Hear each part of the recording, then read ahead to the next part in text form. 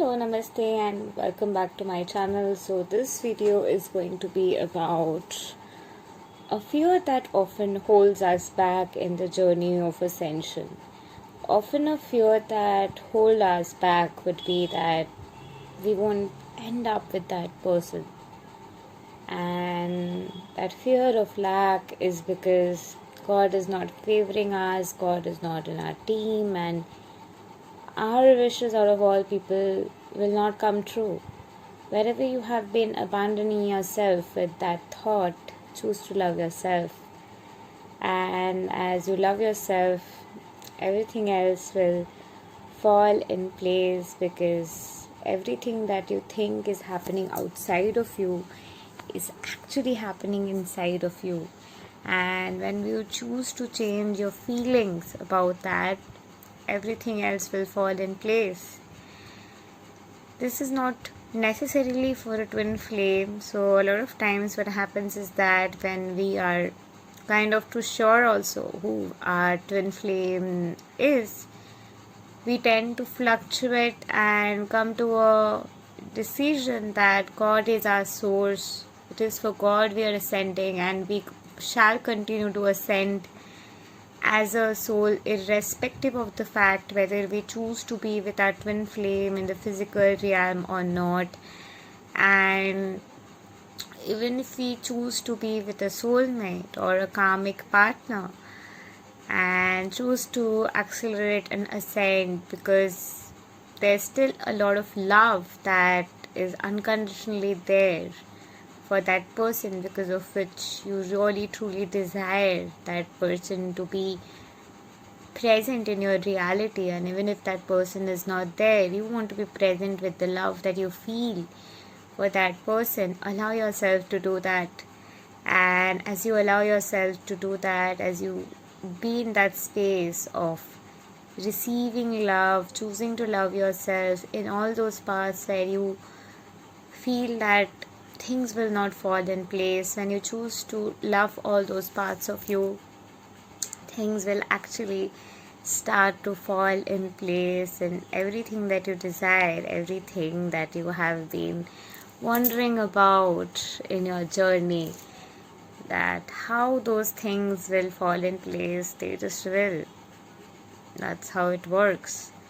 Choose love unapologetically. So a lot of times what else holds us back is because what will people think, what will this friend think, what will that friend think, what will society think. Whoever thinks and judges you will continue to judge you and try to alter your perspective till the point it completely fits into theirs. So don't try to fit into other people's perspective to be liked by them, to be loved by them. It doesn't really matter. It's one life. At the end of the day, we all will die, and nobody is going to be coming with us on the other side. And on the other side, when you meet God and tell God that, God, I did not take that decision, I did not do that because I was wondering what will people say. God will be like, it was ultimately to come back to me, so what were you even tripping about? So just be there and just be you unapologetically. And whenever you are manifesting a specific person, every time you feel like, oh, this will not work out, this is not gonna happen, just love yourself in those places and ask yourself, why am I choosing this perspective? Why am I choosing to torture myself with this perspective? Because I create my reality. When you ask yourself, you will come to a state of awareness that why you're doing that, from what kind of fear of lack, or fear of career, or fear of society, or fear of being liked by others, approved by others. Wherever you're doing that is because in all of those places you've started to feel that anything apart from God is your source. And when you welcome God in all those places and accept that God is your source and everything in your life is provided by God, as you continue to nurture those places and believe in them and continue to choose God and choose love and choose to be favored, And even if you feel in places like God is not in my team, again ask yourself, like, why am I self-sabotaging myself by repeatedly choosing this pattern where I have to perceive the thought process that, oh my God, God is not in my team. Why do I want to be so modest? Do I think this modesty will make God love me more? But the love that I will receive from God, I will not be able to receive it because there will be a lot of anger, vengeance, and a lot of resentment stored because of this particular desire where I did not favor myself.